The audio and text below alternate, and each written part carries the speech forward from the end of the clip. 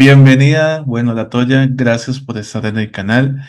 De hecho, bueno, hay algo interesante que sí quiero acerca sobre su carrera y es sobre cómo usted visualiza el CLP, el divertimento, porque es algo importante sobre qué aspiraciones tiene o experiencias personales específicas que te llevaron a crear el LP en el 2021. Hay mezclas únicas, jazz, gospel, pop, música clásica en las canciones. For divertimento, my influences were just love songs. You know, at the time, I was 16 years old, so I was very young, holding I'm very young, and I just wanted to make music that moved me the way musicians like Sarah Vaughan moved me, people like Bob Marley. When I hear their music, it is not just healing for me, but it takes me to a place, it soothes me, it makes me feel good, it makes me feel better. And so that's what I wanted to do. So I was 16. I had these stories that I wanted to tell. And that's what influenced me to write the Divertimento. And the name of it, I was doing an interview for a newspaper, and I said that when I make my first album, it was going to be called Divertimento. And at the time, I was also studying classical music, so I heard the term Divertimento, Mozart, like Mozart Divertimento. And I was like, hey, why don't I change this word, la palabra, like make it new, give it a new meaning to this word, divertimento. And so I did the research. I found out what the word divertimento meant, and I made it mean something for me. In terms of my influences, you hear it in this. You hear jazz. You hear a little bit of scatting at the end of one of my songs. The gospel music is just raw feeling and emotions. Sometimes I'm using my chest voice, which people use a lot in gospel music. I'm belting out. And in terms of pop, I would say the influence of pop, you can hear in the repeated words like, baby, babe, do you know how much I love you, love you? So for me, like that's how I blend all those different styles together. I'm kind of curious because divertimento here in Spanish is like fun. So I want to know what is divertimento in music. I know you explained, but I want to know more because for me it's like another meaning for this word. Yeah. So in the classical music world, divertimento is a type of composition. So if I have like a symphony, right? A symphony has different parts, different movements, but a symphony is different from a concerto. You have a Beethoven sonata. A sonata is another type of form. It's a form. So divertimento is just a form that musicians like Mozart would write in this particular form, specifically for classical music. But when I did a little bit of like etymology research of the word, it came from the word divert, which means to kind of go in different ways or to go in a different direction. So that's the meaning I added, and I went in that direction. But divertimento is just like a form, like a concerto or a sonata or a symphony. Ok, LaToya, referente también sobre la segunda pregunta sobre el sencillo, bueno, que es Don't Kill, pues es algo chévere porque qué mensaje o historia intenta transmitir, porque ya es algo del 2023, hace 2 años. ¿Hay algún contexto social o quizás personal detrás de esa canción que sea significativa? Well, Don't Kill the Little Boy, I did not release that one yet.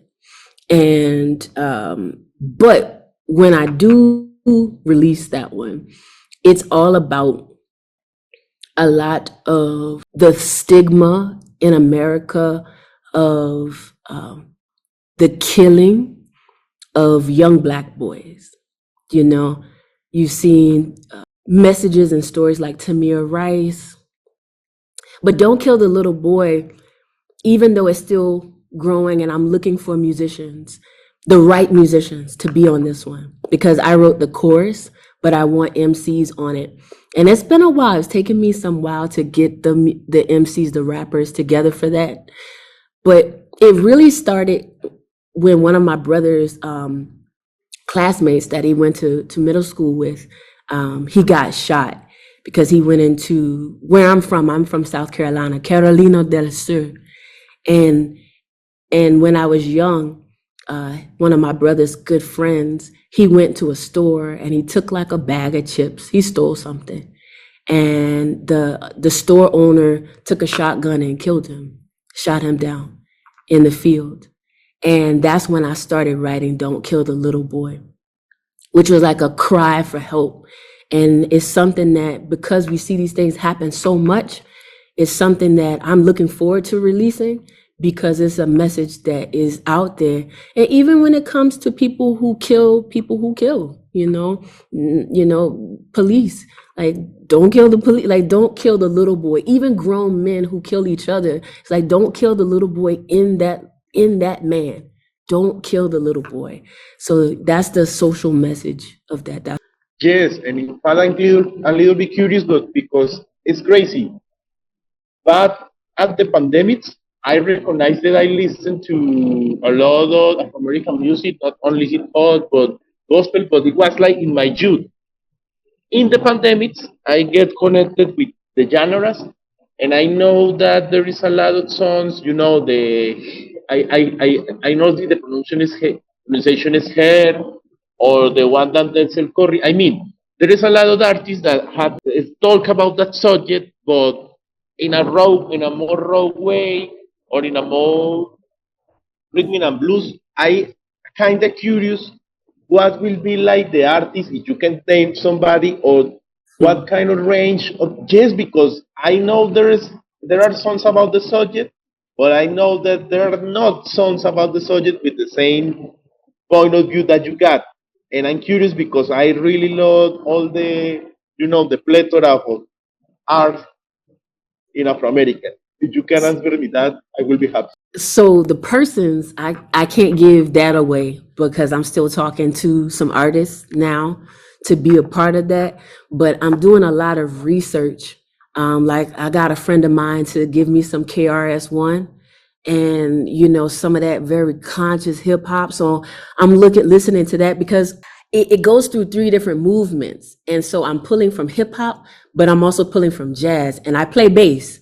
So I'll also be playing bass on that, but it comes from a figure that I also got from some stems on Logic.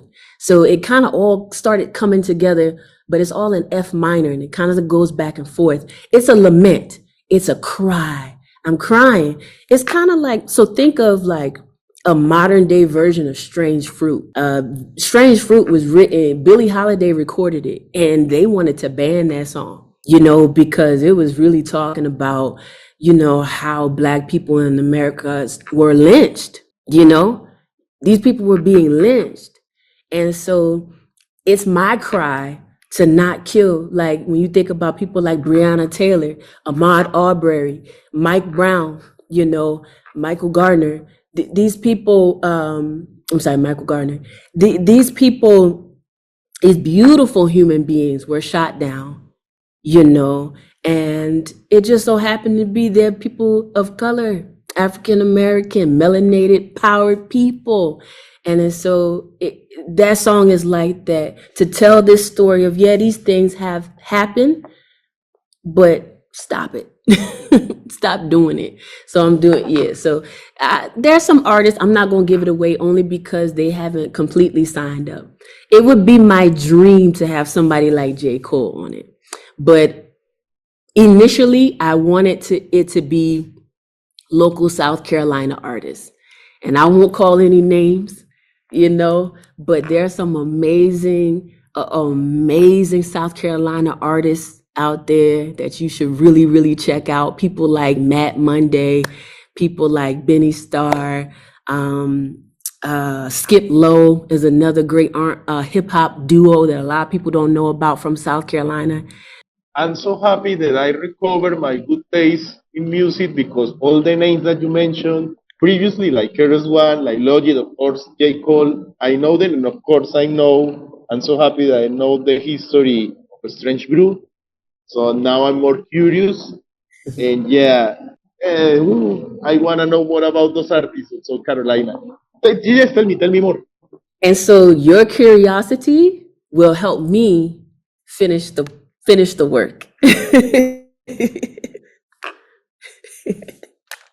I will let my friend John talk, but thank you so much. John, lo que pasa es que esa canción, en realidad, ella no la ha terminado porque está buscando personas que se incluyan. ¿Cierto? Dice que hay nombres, y han firmado, obviamente, de Carolina del Sur, artistas, que ella mencionó unos y que ella quiere mostrarlos. Esa canción es como un grito de ella, un grito de desesperación parecido a Strange Brew de Billie Holiday, obviamente. Pero ella dice que de pronto le gustaría, imagínate, a un J. Cole, a un KRS One, a un Logic. Entonces te la dejo ahí. Por eso me demoré, porque apenas ella mencionó, es por el tema, ¿no? Es sobre cómo no mates a ese niño, pero no se trata solo de, digamos, de las personas que han matado. O sea, se puede adaptar a cualquiera, John, a cualquier situación. Estaba curioso porque tú sabes que existen canciones sobre el tema, pero no con el punto de vista musical y pues que ella tiene. Ahí te la Así dejo. es, bueno. Bueno, en esta tercera pregunta es sobre este tema de su rol como educador, aparte de ser en el tema de la música, ella ha enseñado a más de 300 estudiantes a perseguir los sueños. Uy, yo quisiera saber sobre cuál es el concepto o la visión que ella tiene sobre componer, interpretar e inspirar a otros. Okay, the question that John got, and it's great that you mentioned KRS One, because also as KRS One, you are a teacher, an educator, and yes, we need to know how do you reach to those through that 3,000 kids, students. Tell us the secret. It was always about giving them a foundation, a strong foundation. So when I started teaching in New York back in 2012, 2013, I started teaching middle and high school in the Bronx. And so teaching middle and high school in the Bronx and introducing them to just different things. So I think the key is always exposure, making sure that they have every type of music, and also making sure that I'm listening to their music, making sure I'm learning their dances, the dances that they're doing in their time. So that's very, very key and very, very important for them to trust me and build a relationship. But then also, while I'm encouraging them to be great musicians and to go for what they believe in, what they want, their dreams and their visions for their music and to practice, I also had to do it. So at some point, I stopped teaching because I had been telling them so much, like, you can do anything with music. You could do anything. But I was like, but am I doing anything with music? Am I doing what I want to do? Am I pushing this music all the way to where I can take it? Or am I taking this music, or am I not releasing the music? Am I going to release all the music that's in me? Or am I going to take it to, for the lack of a better term, am I going to take this music to my grave? Or will I share it with the world? And that was a big thing. So I think that's where teaching has done musically. And that's how it influences my creative process. It pushes me to keep going. It really, really pushes me to keep going. And in terms of how I compose, not so much, just in how I approach music. It pushes me, and to keep ever learning and to also be a student myself. So even now, it's also a very Charleston jazz tradition too. It's a jazz tradition where you sit and you listen and you learn. So I go listen to my favorite artists or new artists. I just go and I listen like a student at all times. También hay que preguntarle sobre, bueno, que ella quiere hacer un dúo soñado con Beyoncé, pero hay algo importante, el referente sobre, imagínate que fueras el tema de la talonidad de empezar o despedir en algo de la gira. Quiere hacer un dueto con ella. ¿Cómo va ese proceso? I hope you understand the question, but John is asking you not only about the dream of doing a duet with Beyonce, but do you got like another dream collaboration for the end of the tour. I hope so. And in fact, you mentioned J. Cole. I really want you to collaborate with J. Cole because I remember another artist that is Rhapsody. She did like a extrapolation of Strange Brew, and not in the same album with J. Cole, but she collaborated with J. Cole, so it will be like the perfect circle, no? Listening to Rhapsody, to J. Cole, and to LaToya, and the three of them. But I want to hear. One of the questions that I saw earlier was about like my collaboration or my desire to tour with Beyonce. It's more so from a learning aspect. She's an artist that I want to tour with. I'd like to play piano, toco el piano para Beyonce. Because I want to gain wisdom and I want to gain the knowledge of how to go about the business. I want to learn. And also I want to make some money and tour the world, and tour the world for sure. But it's the wisdom. It's the wisdom that I want. In terms of like making music collaborations, I don't really have any dream collaborations. I like, right now I'm just writing a lot of my own music. And I've done some collaborations with artists from South Carolina, but I think that right now I'm not interested in any dream collaboration. If they happen, wonderful. I would love to collaborate. I love making music with anybody, but it is not a desire or a dream to collaborate with any particular person.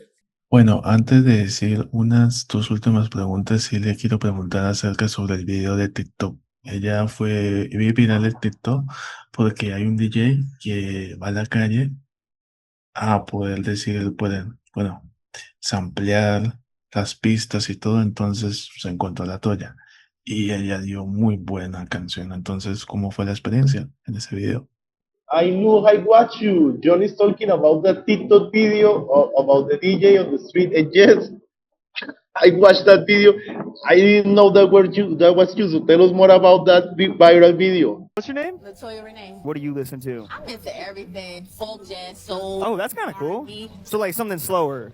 Yeah? Is that what you're feeling though, or not really? Not really. Nah, you're kind of like in a dancier cadence. Would that work? It's your party. Let's get this work. Let's get this work. We left work to go to work, so let's get this work. We gotta go higher. We got some things to do, got some people to inspire. Where are you? Where did you go? I heard your footsteps by the door. Are you still here? I miss my love. I wrote my own little lullaby. Shout to the moon beyond the sky. Oh, how I miss you. Yeah. Cause I miss my love, darling. I miss my love, darling. I miss my love. Ooh, yeah. We left work to go to work, let's get this work. We left work to go to work, let's get this work. That viral video. So, un día, después la trabajar. I was leaving work and I was just walking down. New York is the city of walking. Jhon now has a new friend, nueva amiga in Nueva York,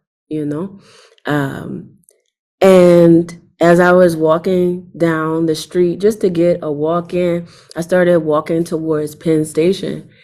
And it was pretty busy. The Knicks were having a game. So listen, there's nothing crazier than New York Knicks fans.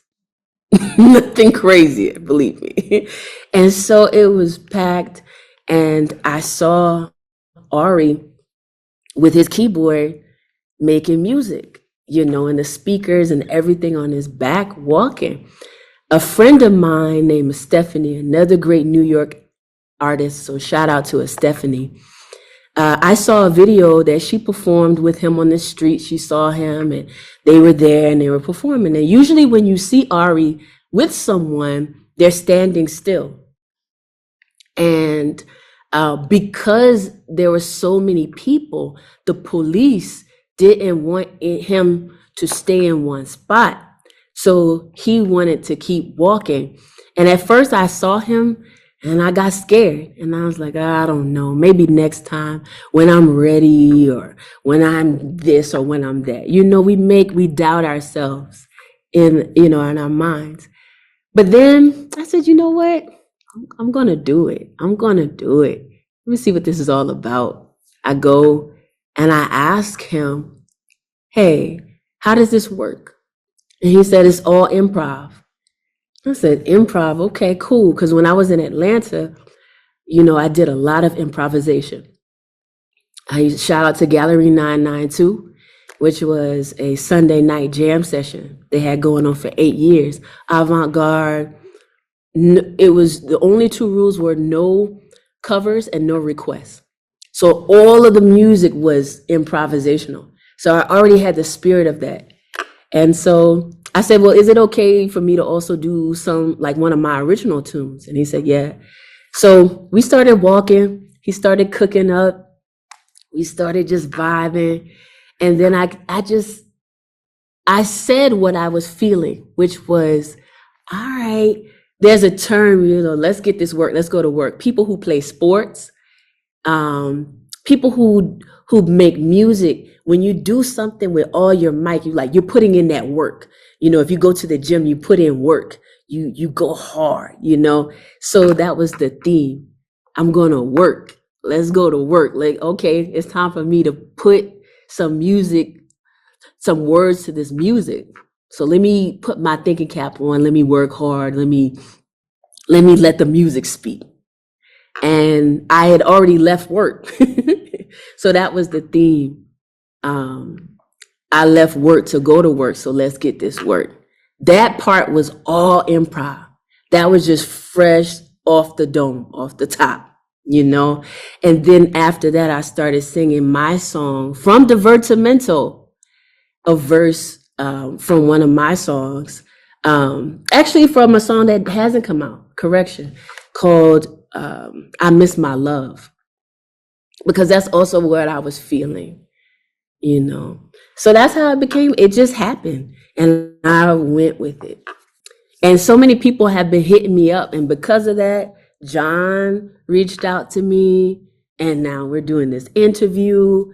Producers reached out to me from Sweden, all over the world. So definitely that's on a list of songs to finish, because I do think that would be a great song to release as well, so people can have, because they love it. That's why I always say that it's not the media, it's the content. People say, oh no, TikTok bad. No, do that kind of content on TikTok. It's all about what you're searching, and I'm happy because Jhon always search for art, and I'm happy that he brought you here. He's always watching TikTok, but good TikToks, no, not bad. Dice que por ese video, y creo que es así, ¿no? Ella está acá, ¿cierto? Sí, sí, por ese video que es. Y también es importante reconocer sobre la narrativa como compositora. ¿Cómo se describe ella referente a través de la música? O sea, porque ella dice que en vez de cantar, ella narra la historia en el público. Así que, ¿cómo defines eso? Es una muy buena poder eso que ella tiene. Jhon said that, how do you define as a composer? Because you told previously in videos that you feel more like a narrator than a composer. In fact, you got a good narration. I was feeling that una vez salió, no, era así una vez, caminando por la calle. Yes, you got a good Spanish sounding. So yes, do you define yourself as a composer or as a narrator? As a composer, for sure, and a storyteller. And so when I'm writing, I'm telling a story. When I'm singing, I'm telling a story. When I'm dancing, because I do dance as well, I'm telling a story. When I'm acting, like for film, I'm telling a story. So it's all storytelling. Jhon, storytelling es esto, contar historias. Más que ella es una compositora, pero una compositora que cuenta historias con todas las formas de arte que hace. Actuación, escritura, danza. Entonces, es más eso. Solo que sí la traducción. I know, storytelling is a complex word to translate in Spanish. But that's what I love about language. You can say a lot of things with beautiful words. Mm. Y por último, ¿cómo define todo su trabajo en una palabra? Y esa no se la dije. And like always John does, try to define your career or the whole body of work that you have done in one word. Pasión, amor, o amor, love. Yeah, that's one word. Oh, I think mira. it's the most powerful word in Spanish. Amor. Pasión. Amor. Amor. Amor and pasión, claro. Beautiful words in Spanish.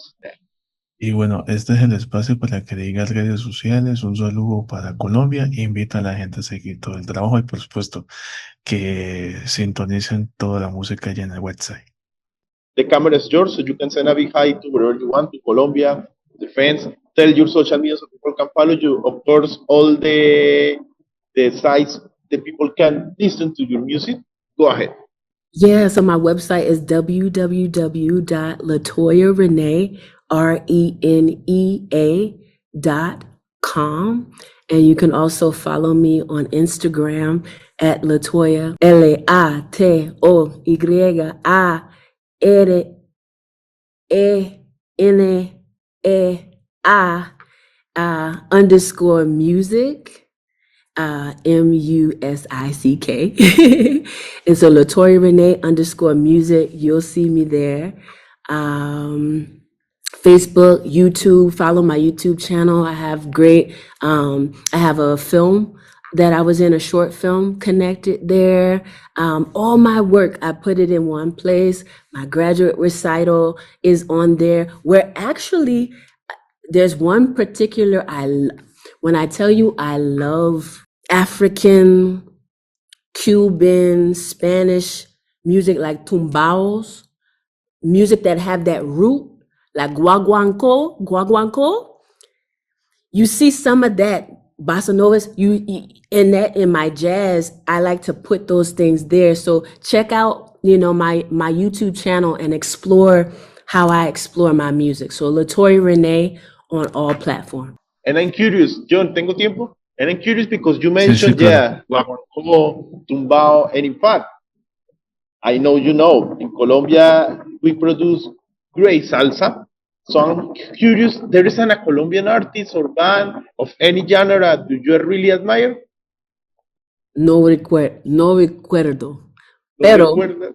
see, because growing up, I listened to a lot of Brazilian music, So I need to do my Colombian music homework for sure. Yeah. So I listen to a lot of Cuban salsa, like Celia Cruz, really big voice, Carlos Jobim. Pero yo necesito unas suggestions para Colombian music from you. I need some suggestions. I will recommend you the old ones because I'm oldies but goodies. Not telling that there are no good salsa artists now, but search for Grupo Nietzsche and Guayacán, the two biggest salsa groups in Colombia. They are so huge that even the people from Puerto Rico, Cuba, they start looking to Colombia. Nietzsche and Guayacán, the best. Beautiful salsa. And you got, I know, but you got great taste. I mean, Celia Cruz it was part of my childhood for my grandmother. Rest in peace. La vida es un carnaval. La vida es la negra sí. tiene tumbao. Another song, you know. Es bueno que de pronto ella conozca algún día la música de Nicky Marrero. ¿Usted se imagina a Nicky Marrero con esos címbalos junto con LaToya? No, por favor. I know what John is telling is true. I know you know him, not for the name, but just for this music. We on the channel got one of the greatest timbal artists, of course, after Tito Puente, but no, Nicky Marrero was one of the timbal from La Fania and a lot of artists, so it will be great a collaboration. Hopefully John does it between Nicky Marrero, the great timbal player, and yourself. But no, in fact, I wanna just pásale los links de Fania y Guayacán, de Nietzsche y Guayacán, por Dios, los dos más grandes grupos de salsa. I want to ask you, do you dance salsa, bossa nova? I'm terrible dancing. I'm Latino, but I'm terrible dancing. How do you feel dancing the Latino music? I love it. I love it. I still need some practice, but if you go to my Facebook page and you look in my stories, when I go home to Charleston, South Carolina, there's a big salsa community, dancing community. And so there's this wonderful guy. I'm not sure where he's from. He's from South America. And he has been teaching me every time I go down. He's leading me, and yeah. So I love it. I love it. Yes, yes. Yeah. So check out, if you go to my Facebook and we become friends. Check out my story. You'll see me dancing. Salsa, merengue. I'm good at merengue. I'm terrible at salsa. But Latino women love salsa and merengue, so I need to improve. And my students, going back to my students, they introduced me to bachata, And beautiful music, no? It's crazy because bachata was it's like hip hop. It was like a underground genre in Panama, and Juan Luis Guerra, he exploded that genre internationally. It's for the people for Panama, bachata is like the national anthem. Awesome. Yes. Johncito. LaToya, muchas gracias por la oportunidad, por el espacio, por todo. God bless you. Take care. De nada y gracias. My pleasure, Sí, my pleasure. gracias. Always. Bye, Thank you so much. Bye bye, LaToya. Chao. Chao.